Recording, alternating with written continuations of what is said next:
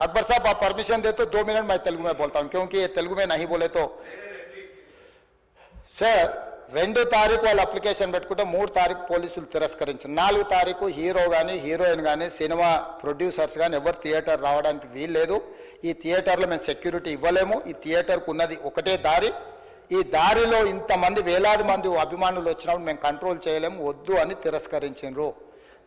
తిరస్కరించిన తర్వాత కూడా 4 తారీఖు 9:30 ప్రాంతంలో హీరో రావడం జరిగింది. రావడం కారులో వచ్చి థియేటర్లో పోయి సినిమా తెచ్చి మళ్ళీ కారులో వెళ్ళిపోతే పెద్దగా ఇంత ఇబ్బంది జరుగుతుండేనేమో లేదో నాకు తెలియదు. కానీ ఎక్స్రోడ్ చౌరస్తా కంటే ముందు నుంచే కారులో రూఫ్ టాప్ ఓపెన్ చేసి రోడ్ షో చేసుకుంటే థియేటర్లో పోవడంతో ఆ చుట్టుముట్టుతున్న 7-8 థియేటర్లలో ఉన్న సినిమా అభిమానులు మొత్తం ఇక్కడికే రావడంతో వేలాది మంది జమైండ్రు. ఆ గేట్ ఒక్కసారి హీరో కారు లోపలికి పంపించడానికి ఆ ఉన్న గేటు తెరవడంతో వేలాది మంది ఒక్కటేసారి ఉప్పెనలాకి వచ్చారు. ఆ ఉప్పెనలో చనిపోయిన రేవతి, ఆమె కొడుకు, భార్య, భర్త, కూతురు వాళ్ళు అలాగైపోయి కొడుకు తల్లి ఒక పక్కన పోయి ఆ జనాల నుంచి తప్పించుకొని టికెట్ చేసుకొని ఆ తొక్కిసలాటలు హీరోను థియేటర్ లోపలికి తీసుకుపోవాలనుకున్న టైంకి అతను బండి మీద రోడ్ షో చేసి దిగేటప్పటికి వేలాది మంది హీరోని కలవడానికి చొచ్చుకొచ్చారు ముందుకు.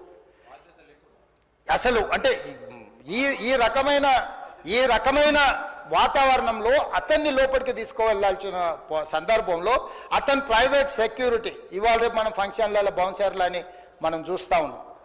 50-60 మంది సరిగ్గా లెక్క తెలియదు, 50-60 అని అంటున్నారు, నెంబర్ 4 ఎక్కువ తక్కువ.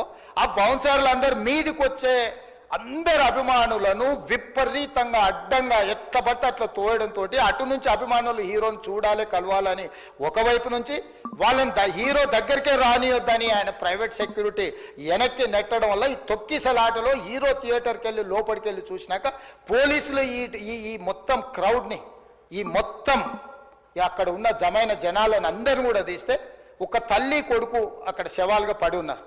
ఆ తల్లి అంత తొక్కిసలాటలు కూడా నేను ఆ వీడియో చూసిన ఆ తల్లి లోపలికి వచ్చినప్పుడు కొడుకు చేయి పట్టుకొని ఎంత జాగ్రత్తగా కొడుకుని తీసుకొని వస్తుందో తల్లి ప్రేమ ఎట్లుంటుందో అక్కడ నాకు చూసి నాకు అర్థమైంది. ఆ శవాలుగా మారిన తల్లి కొడుకు చేయి ఇడవలే అధ్యక్ష, అట్లే చేయి బిగ్గర పట్టుకొని పోలీసు వెళ్ళి చూస్తే ఆ తల్లి ఆ పిల్లగాడు ఆ తల్లి ఆ చెయ్యి వదలకుంటే కన్నబిడ్డను పట్టుకుని తల్లి చచ్చిపోయింది అధ్యక్ష. అట్లాంటి సిచ్యువేషన్లో పోలీసులు తల్లిని కొడుకుని హాస్పిటల్కి అక్కడ ఫస్ట్ ఎయిడ్ ట్రీట్మెంట్ చేసిండ్రు. పోలీసులు ఏం డాక్టర్లు కాదు, హుటాహుటిన తరలించిండ్రు. హాస్పిటల్కి వెళ్ళిన తర్వాత తల్లి చచ్చిపోయింది, పిల్లోడు కోమాలు ఉండు, ఆల్మోస్ట్ పోలీసులు పిల్లవాడు కూడా చచ్చిపోయింది.